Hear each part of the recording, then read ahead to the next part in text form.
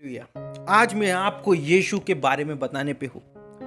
Hallelujah. आप अगर हमारे चैनल पर पहली बार आए हैं, अभी तक बैठ के रहिए, पूरा वीडियो देखिए।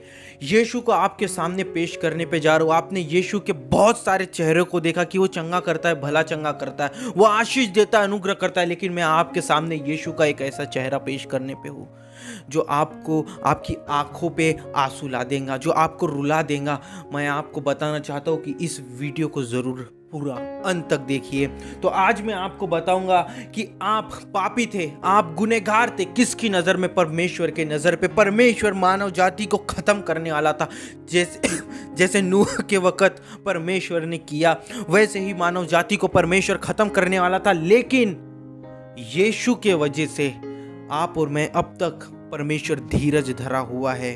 जब भी परमेश्वर मनुष्य को देखता है तो वो यीशु नासरी का लहू परमेश्वर को दिखता है कि उसने अपने इकलौते पुत्र को देके हमें अनंत जीवन दिया। उसने अपने इकलौते पुत्र को देख के आपको अनंत जीवन दिया। उसने अपने इकलौते पुत्र को देके आपको अनुग्रह में प्रवेश कराया। उसने अपने इकलौते पुत्र को देके आपको शांति प्रदान की। इस बातों को याद रखिएगा। यीशु का एक ऐसा चेहरा आपके सामने पेश कर रहा हूं जो कि हमें बताता है परमेश्वर यहोवा का क्रोध का प्याला यीशु ने पिया।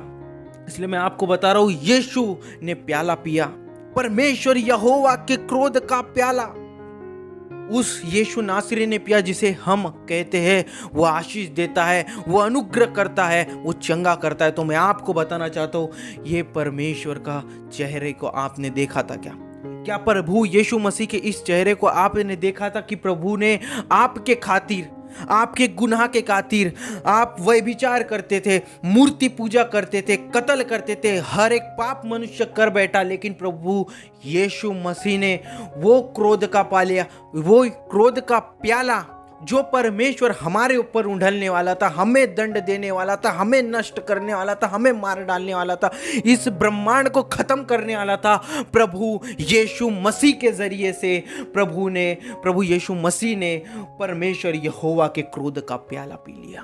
तो इस बातों को याद रखिए। आपका आशीष ऐसे ही नहीं मिला है आपको। किसी ने आपके लिए परमेश्वर के क्रोध के प्याले को पिया है। आपको शांति ऐसे ही नहीं मिली है। आपके लिए किसी ने परमेश्वर यहोवा के क्रोध का प्याला पिया है। ये बातों को याद रखिए। आज हम यही बातों को सीखेंगे कि यीशु मसीह ने हमारे लिए कैसे दुख उठा के हमें शांति प्रदान की। आपको यीशु का एक अद्भुत और एक खतरनाक चेहरा और एक भयंकर और बहुत खूबसूरत जो परमेश्वर ने अपने आप को देके हमें बचाया, वो चेहरा आपके सामने आज रखने में हूँ पवित्र आत्मा के मार्गदर्शन में। तो सबसे पहले एक वचन को देखेंगे, मत्ती उसका 16वां अध्याय 13 वचन इस प्रकार लिखा हो, यीशु कैसरिया फिलिप्पी के देश में आकर अपने चेलों से पूछने लगा कि लोग मनुष्य के पुत्र को क्या कहते हैं। यीशु ने पूछा, पतरस, लोग मुझे क्या कहते हैं? यीशु ने पूछा, यूहन्ना, लोग मुझे क्या कहते हैं? हे पतरस, तू मेरे साथ बहुत वक्त तक रहा है, मुझे बता कि लोग मेरे बारे में क्या कहते हैं, लोग मेरे बारे में क्या बोलते हैं। आप सबको पता है कि पतरस ने कहा, तू परमेश्वर का जन है, तू मसीहा है, तू परमेश्वर का बेटा है, तू परमेश्वर का पुत्र है जो पापों को ले जाता है। ये बातों को आपको पता रहना बहुत जरूरी है कि यीशु को लोग मसीहा बोलते थे। यह बात आपको जानना होगा कि पतरस ने अपने दिमाग से, अपनी बुद्धि से नहीं बोला, उसने परमेश्वर ने उसके ऊपर उस बातों को प्रकट किया। इसलिए पतरस ने यीशु मसीह को परमेश्वर का पुत्र करके और यीशु मसीह करके कबूला। ये बातों को याद रखिए। इसलिए आज परमेश्वर आपको पूछता है, आप यीशु को क्या बोलते हो? चंगाई देने वाला, आशीष देने वाला, अनुग्रह देने वाला, ये क्या बोलते हो यीशु को? यीशु आपसे पूछता है। एक और वचन हम देखेंगे, मत्ती उसका 8वां अध्याय 17वां वचन इस प्रकार लिखा है, ताकि जो वचन यशायाह भविष्यवक्ता के द्वारा कहा गया था कि वह पूरा हो कि उसने आप हमारी दुर्बलताओं को ले लिया और हमारी बीमारियों को उठा लिया। आपकी दुर्बलता किसने उठाई? यीशु ने उठाई। कैसे? अपने लहू को बहा के। आपकी बीमारियां किसने उठाई? यीशु मसीह ने कोड़े को खा के आपकी बीमारियां उठाई। आपकी बीमारियां ऐसे ही नहीं गई है, किसी ने आपकी बीमारियों की वजह से कोड़े खाए हैं कि आप भले चंगे रहो। किसी ने, उसका नाम है यीशु। किसी ने आपकी दुर्बलता, आपके पाप, आपके अपराध, आपके गुनाह, आपके व्यभिचार या जो कोई पाप मनुष्य करता है, वो सारे पापों के लिए ये एक व्यक्ति जिसका नाम यीशु नासरी है, उसने कोड़े को खाया और उसने अपने ऊपर सारे पापों को लिया। आपको आशीष ऐसे ही नहीं मिलती। आपको शांति ऐसे ही नहीं मिलती।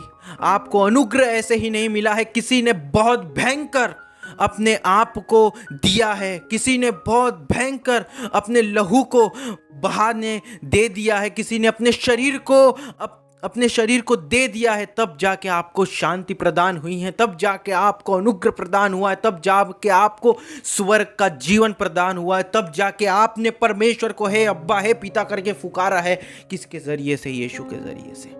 तो ये बातों को याद रखें कि किसी के मार खाने से, किसी के कोड़े खाने से, किसी को सूली पे चढ़ा देने से आपके पाप और गुनाह और आपकी बीमारियां गई है। एक और वचन हम देखेंगे। परंतु वह हमारे ही अपराधों के कारण घायल किया गया, वह हमारे अधर्म के कामों के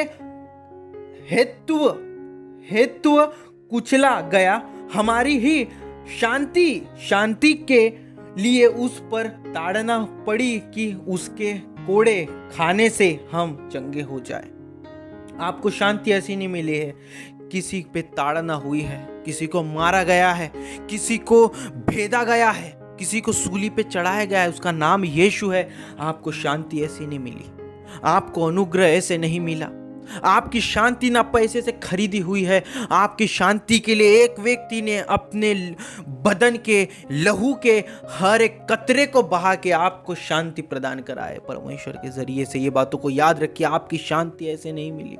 आपकी शांति को प्रभु यीशु मसीह ने दिया है। आपकी शांति को उस परमेश्वर यीशु मसीह ने दिया है, जो है जो आपको कहता है उसके मार खाने से, उसके कोड़े खाने से हम चंगे हो गए। आपकी बीमारी ऐसे नहीं गई उसके कोड़े खाने से। किसके? यीशु के कोड़े खाने से आपकी बीमारी चंगी हुई है। क्या आपने ऐसा कभी देखा था कि किसी ने बहुत मार खाया और आपकी चंगाई हो रही है? उसने नहीं सोचा कि ये पराय है, ये वैसे है, ये ऐसे है। किसी ने नहीं सोचा कि ये वही लोग हैं जो मुझे पकड़वा रहे हैं, ये वही लोग हैं जो मुझे मारना चाहते हैं, ये वही लोग हैं जो मेरे ऊपर थूक रहे हैं, ये वही लोग हैं जो मेरे को थप्पड़ मार रहे हैं और अब भी मेरे को ले जाके सूली पे लटका देंगे, ये वही लोग हैं। यीशु ने ये नहीं देखा। यीशु ने देखा कि उन्हें शांति मिले। यीशु ने देखा कि मेरे मार खाने से अगर उनकी बीमारी जाती है तो मैं मार खा लूंगा। यीशु ने ये देखा। तो ये बातों को याद रखिए। आपकी चंगाई, आपकी शांति किसी से खरीदी हुई नहीं, वरन किसी को पीड़ा दी गई, किसी को ताड़ना दी गई, तब जाके आपको शांति प्रदान हुई। तो ये बातों को याद रखिए। एक और वचन हम देखेंगे, रोमियो उसका 4 अध्याय 25वां वचन इस प्रकार लिखा है, वह हमारे अपराधों के लिए पकड़वाया गया और हमारे धर्मी ठहरने के लिए जिलाया भी गया। क्या हुआ? वह हमारे अपराधों के लिए पकड़वाया गया। आपके अपराध, आपके गुनाह, हमारे ये पूरे मानव जाति के अपराध, पूरे मानव जाति के गुनाह, पूरे मानव जाति के जो भी वो पाप करते थे, जो भी वो परमेश्वर के खिलाफ कामों को करते थे, यीशु ने कहा मैं पकड़वा जाऊंगा। यहूदा इस्करियोत को इतना हिम्मत नहीं था कि वो यीशु मसीह को चूमकर पकड़वा दे, नहीं था। या यीशु मसीह के पास जो लोग आए थे उनको इतनी हिम्मत नहीं थी कि वो यीशु को पकड़ पाए। ये बातों को याद रखिए। उनके पास प्रभु यीशु ने अपने आप को स्वयं दिया, अपने आप को स्वयं दिया। अगर मेरे मार खाने से तुम्हें शांति मिलती है, मेरे मार खाने से तुम्हें जीवन मिलता है, मेरे मार खाने से तुम्हारे पाप क्षमा होते हैं, मेरे मार खाने से तुम्हें चंगाई मिलती है, तो मैं खाऊंगा। ये बातों को याद रखिए। आपकी चंगाई, आपका अनुग्रह, आपकी आशीष आसानी से नहीं मिली। किसी को पीड़ा हुई है, किसी ने पीड़ा सहा है, उसका नाम यीशु है। कोई अपने आप को दे दिया है, तब आपको स्वर्ग का राज्य मिला है। तब आप परमेश्वर को हे अब्बा करके पुकार सकते हो। किसी के वजह से उसका नाम यीशु है। इस बातों को याद रखिए। एक और वचन में आपको बताना चाहता हूँ, प्रेरितों के काम 10वां अध्याय 43 वचन इस प्रकार लिखा हुआ है, उसकी सब भविष्यवक्ता गवाही देते हैं कि जो कोई उस पर विश्वास करेगा उसको उसके नाम के द्वारा पापों की क्षमा मिलेगी। आपको पापों की क्षमा किससे मिली? यीशु के जरिए से। आपको अब गुनाहों की क्षमा किससे मिली? यीशु के जरिए से। आपको स्वर्ग का राज्य कैसे मिला? यीशु के जरिए से। परमेश्वर आपको चुना कैसे? यीशु के जरिए से। परमेश्वर अब तक खामोश क्यों बैठा हुआ है? यीशु के वजह से कि किसी ने लहू बहाया है, किसी ने इस पृथ्वी के जरिए, किसी ने इस पृथ्वी के रहने वालों के लिए लहू को बहाया है, इसलिए परमेश्वर चुप बैठा है। अगर आज यीशु नहीं होता तो परमेश्वर इस पृथ्वी को कपड़े के समान या पेपर के समान लपेट के फेंक दिया होता। ये बातों को याद रखें। किसी ने यीशु के नाम के कारण, जो कोई यीशु पे विश्वास रखता है उसके पाप क्षमा होते हैं। वो चाहे कोई भी जाति का, कोई भी धर्म का कोई भी व्यक्ति हो, वो कोई भी हो, वो किसी भी धर्म का व्यक्ति हो, लेकिन शर्त है कि वो इंसान होने को ना, किसी भी धर्म का व्यक्ति हो, उसके पाप क्षमा हो गए। किसके नाम, किसके ऊपर विश्वास करने के? यीशु के ऊपर विश्वास करने के। आपके पाप ऐसे ही क्षमा नहीं हुए हैं। आपने किसी चीज को नहीं चढ़ा दिया, या आपने खुद को नहीं दे दिया। पता है बाइबल इस प्रकार कहती है, जब तक लहू ना बहाया जाए तो तब तक किसी के पाप क्षमा नहीं होते। जब तक दिया ना जाए, मतलब परमेश्वर को लहू अर्पण या बलि ना किया जाए, तब तक पाप क्षमा नहीं होते। तो इस बातों को याद रखिए। आपके लिए किसी ने लहू को बहाया है, आपके लिए किसी ने मार खाई है, आपके लिए किसी ने कोड़े खाए, आपके लिए उसने लोगों के झापड़ तक खा लिए, आपके लिए किसी ने अपनी निंदा को सह लिया। ये बातों को याद रखें। तब जाके आपके पाप, आपके गुनाह, आपके अपराध क्षमा हुए हैं। तब जाके परमेश्वर ठहरा हुआ है। तब जाके परमेश्वर जब इस पृथ्वी को देखता है तो उसे यीशु का लहू याद आता है। उसे यीशु का लहू याद आता है। वो परमेश्वर पिता को, वो एलोहिम को, जब वो इस पृथ्वी को देखता है तो उसे यीशु का लहू याद आता है कि किसी ने लहू बहा के तुम्हें आजाद कराया है। इसलिए परमेश्वर ठहरा हुआ है, इसलिए परमेश्वर रुका हुआ है। नहीं तो सदोम और अमोरा की